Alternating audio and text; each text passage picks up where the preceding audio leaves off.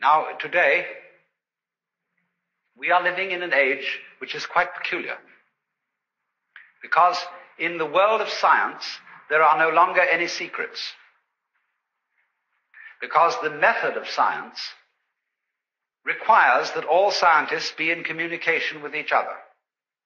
And therefore, that every scientist, as soon as he has discovered something or got a good idea, he rushes into print.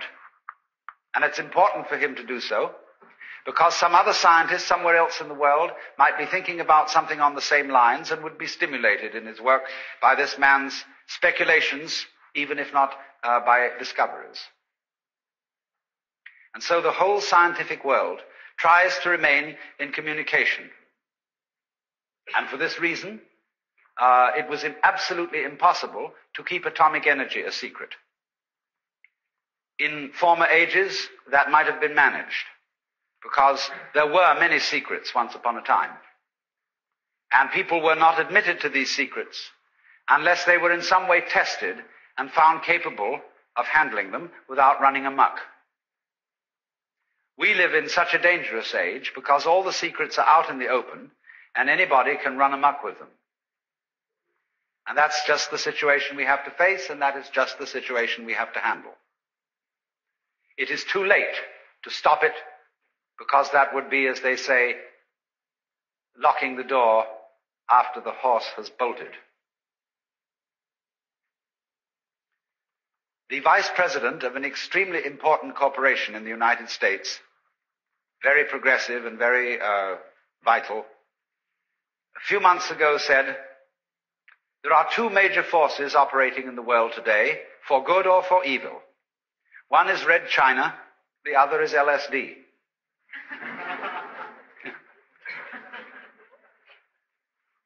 And there is a certain reason why such a thing as a certain chemical, which is capable of opening people's minds in a certain way, should be something extremely disturbing. Because this particular chemical, in common with a number of others that have been known for centuries, but have been rather played cool through those centuries, is capable of doing something which simply cannot be tolerated. That is to say, capable of letting properly prepared individuals, or sometimes improperly prepared individuals, in on a secret which is very closely guarded, and which is, as a matter of fact, the deepest and most fundamental of all our social taboos. I have just finished writing a book, which I have had, with a sort of tongue-in-cheek attitude, had the temerity to call The Book. And it is subtitled, The Book, you see, on the taboo against knowing who you are. Because that is really the thing that cannot be let out. Sex is not really a serious taboo in our culture.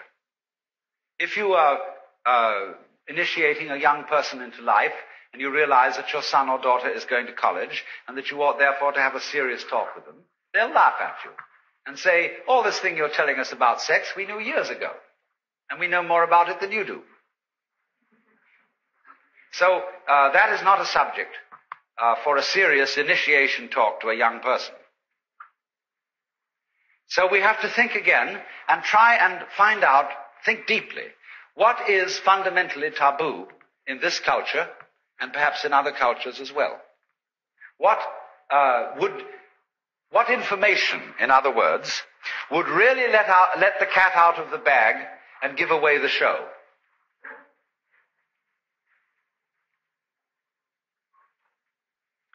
Now, quest around a bit.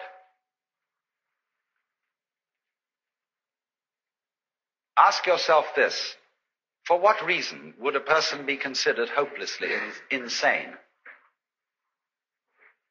What sort of claims must a person simply not make? Well, there is one, and that is if anybody claims that he is God. This seminar about birth, death, and the unborn is going to be a discussion of the Buddhist philosophy of change. And I'm going to start out by going into the very tricky and difficult question of the Buddhist view of birth and death and the doctrine which is ordinarily understood as reincarnation or rebirth. It's a curious thing that many Westerners who become interested in Hinduism or Buddhism do so because of this idea of reincarnation. They like it. It gives a more satisfactory vision of individual history and development than the two possibilities that would normally be open to Westerners to believe in. On the one hand, you've got the choice of the Christian view, which is that you live in this world once, and in this 80 years and 10, your eternal fate is settled. Or you've got the possibility of the materialistic view, which is that you only live once, and when you're dead, you're dead. That's that. You're a flash of consciousness between two eternal darknesses. Intelligent people in the Western world have never felt very happy about either of these two prospects. And therefore there's a certain attractiveness about the idea, which seems to be the point of Buddhism and Hinduism, that you are a soul on a pilgrimage, and that from some extremely obscure origin you began as some sort of animalcule, and worked your way up step by step through all sorts of forms of life, and finally you have the privilege of appearing in human form.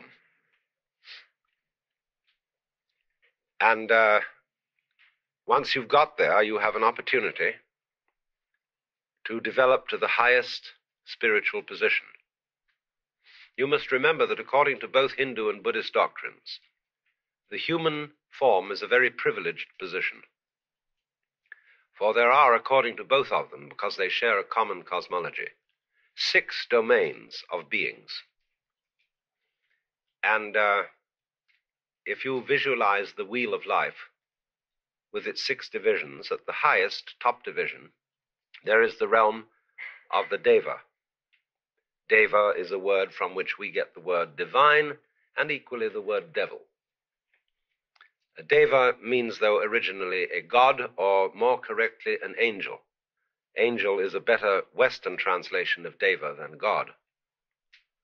Immediately opposite the Deva world, at the bottom of the circle, there is the Naraka world of beings in torment, of the absolute, this is the dimension of the world which is the screaming mimes, which is experience in the form of horror. The Deva world is the experience of being in the form of bliss. And between these two poles, there are all kinds of ranges. There are, for example, the Asuras next to the Devas, going clockwise around the wheel. And the Asuras are, they are wrathful beings. Ashura is the incarnation of divine anger. Then next to the Ashura going around are the animals, all animals whatsoever.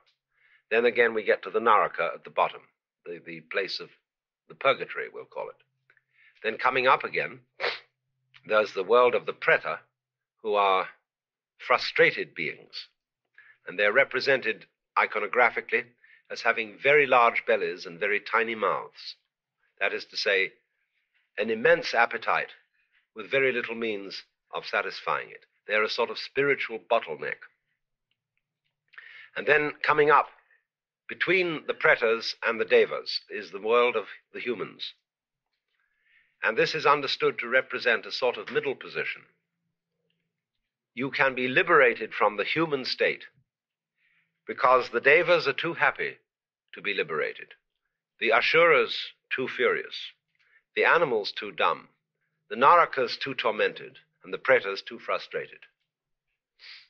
You need not take this as a literal account of various kinds of being in the universe.